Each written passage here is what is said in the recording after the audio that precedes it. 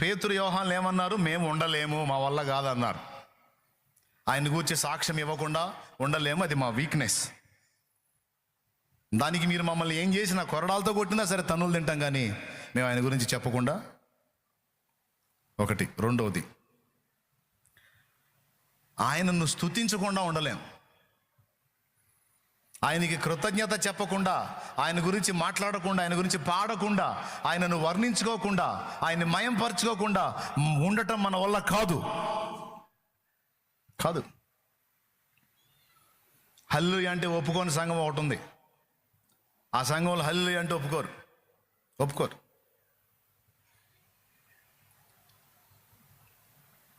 ఒక ముసలాం పోయి కూర్చుంది, వాళ్ళు కూటం పెడితే ఆ కూటంలో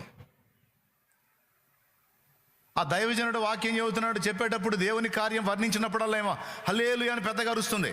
వాళ్ళ సంఘంలోనే హల్లెలూయా అంటే ఊరుకోరు. వాళ్ళు మర్యాదకు చెప్పారు, ఇక్కడ నువ్వు హల్లెలూయా అంటే ఊరుకోము, ఇది హల్లెలూయా సంఘం కాదు, నోరు మూసుకొని కూసోమని చెప్పారు. ఏమకి అదేందయ్యా తప్పేముందండి? తప్పే ఇక్కడ అనకూడదు, అంతే. నోరు మూసుకొని కూర్చో. సరే నాకెందుకు వచ్చిన కూర్చొని కొంచెంసేపాకి మళ్ళీ దేవుడు కార్యం ఏదో చెప్పాడు, ఆయన మళ్ళీ వేసింది స్తుతి హల్లెలూయా అని.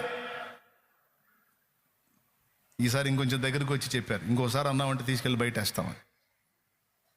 ఎట్లా పెట్టుకొని కూర్చుంది. ఎందుకు ఉండలేకపోతుంది? బలిపీఠం మీద దైవజనుడు చెబుతున్నాడు, ఏదో కార్యం, దేవుడి కార్యం వినబడ్డప్పుడల్లా ఏమి స్తుతించకుండా ఉండలేకపోతుంది. మూడోసారి వేసింది కేక మళ్ళీ. ఇక నాలుగోసారి వేస్తే తీసుకెళ్ళి బయట వేద్దామని రెడీగా ఉన్నారు. వాళ్ళ కర్మగాలి నాలుగోసారి కూడా హల్లెలూయా అంది.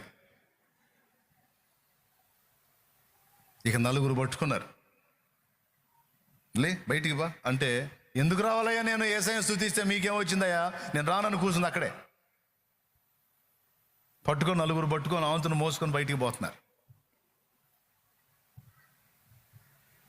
అప్పుడు ఆమె కూర్చున్న వాళ్ళతో అంటుంది, అమ్మా యేసయ్య యెరూషలేము వచ్చినప్పుడు ఆయన్ని ఒగ్గాడిద మోసింది కదా అందంట. ఒగ్గాడిద మోసింది కదా, ఆయన్ని స్తుతించినందుకు నన్ను 4 గాడిదలు మోస్తున్నాయి. నన్ను 4 గాడిదల చేత మోపిస్తున్నాడు నా యేసయ్య. తీసుకెళ్ళి బయటేశారు. ఏమిటి ఆ వీక్నెస్? ఏమిటి ఆమె లోపం? ఏమిటి ఆమె బలహీనత? అంటే ఆయన కార్యములను గూర్చి వినబడినప్పుడు ఆయనను స్తుతించకుండా ఆమె ఉండలేకపోయింది. మమతలూరించే వారెవరు లేరని, నిరాశల చెర నుండి విడిపించినందున, మమతలూరించే వారెవరు లేరని, నిరాశల చెర నుండి విడిపించినందున, నిన్ను స్తుతించకుండా నేనుండలేను, నిన్ను స్తుతించకుండా నేనుండలేను, నా విమోచకుడా యేసయ్యా.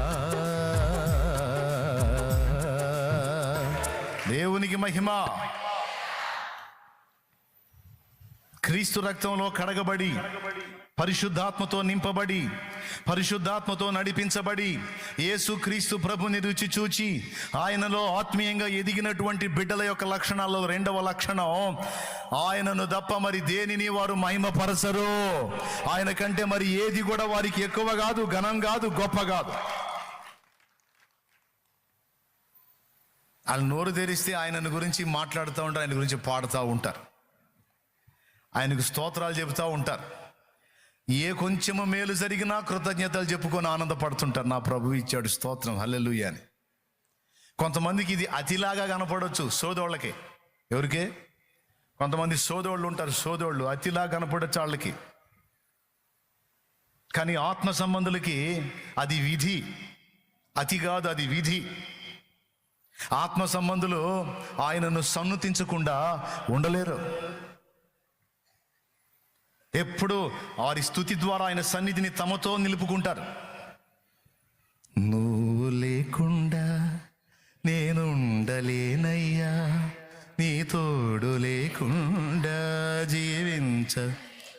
అది నోరు తెరిస్తే ఆయన స్తుతి, మాట్లాడితే ఆయన మాట, పాడితే ఆయన పాట. పరిశుద్ధాత్మ సంబంధుల యొక్క లక్షణాల్లో రెండవ లక్షణం ఇది.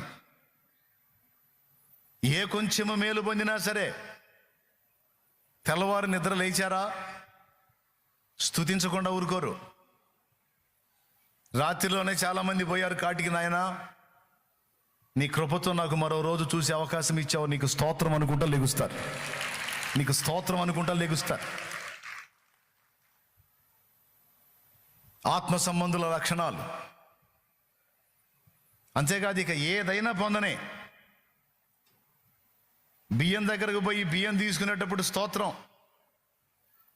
చాలామందికి ఇది లేదు, నాకు ఇచ్చావు నీకు స్తోత్రం. వస్త్రాల దగ్గరకు పోయి స్నానం చేసి బట్టలు కట్టుకునేటప్పుడు స్తోత్రం.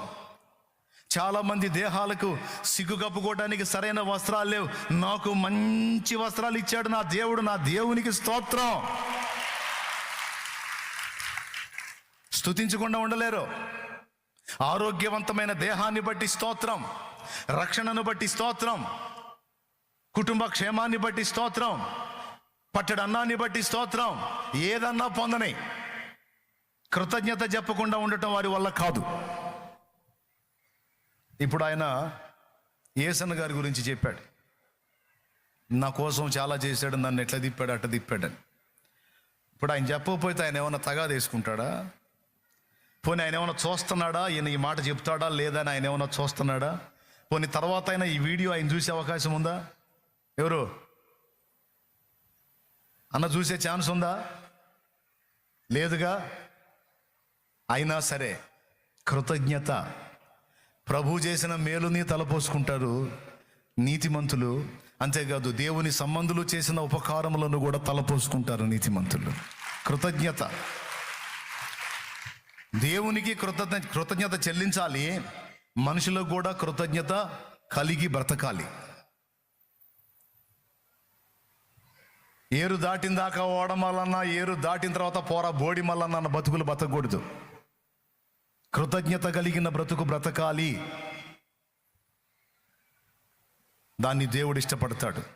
అలాంటి బుద్ధి గల వారిని దేవుడు అంతము వరకు వాడుకుంటాడో ఆశీర్వదిస్తాడు. అలాంటి మనసు కలిగిన వారు. దావీదుకుందా మనసు, అందుకే దావీదును దేవుడు దీవించున్నాడు. కృతజ్ఞతా బుద్ధి. యోనాతాను నాకు మేలు చేశాడు నా సహోదరుడు, ఇప్పుడు నేను రాజునయ్యాను. యోనాతాను లేడు. యోనాతాను సంబంధులు ఎవరైనా ఉంటే వాళ్ళని తీసుకొని రండి, నేను రాజుని, నా పక్కన వాళ్ళని కూర్చోబెట్టుకొని వాళ్ళని కూడా రాజు తర్వాత అంతటి వాళ్ళని చేస్తాను, తీసుకొని రమ్మని అడిగాడు. మెఫీబోషెత్ అనేవాడిని తీసుకొచ్చి చూపించారు. అవిటివాడు అతను. అవిటివాడైనా సరే తన పక్కన సింహాసనం, తన పక్కన ఆసనం ఇచ్చి దాని మీద కూర్చోబెట్టి రాజుకి ఎంత ఘనత ఉందో అంత ఘనత అతనికి ఇప్పించాడు దావీదు. దేన్ని బట్టి? యోనాతాన్ని బట్టి. కృతజ్ఞత. ఇంత మేలు పొందిన ఆ మేలుకు తగ్గ కృతజ్ఞత మన హృదయంలో ఉంటే దాన్ని చూస్తాడు దేవుడు. దానికి ప్రతిఫలం తప్పకుండా దయచేస్తాడు. ఎప్పటికీ కృతజ్ఞత హీనత అనేది మన దగ్గరకు రాకుండా జాగ్రత్త పడాలి.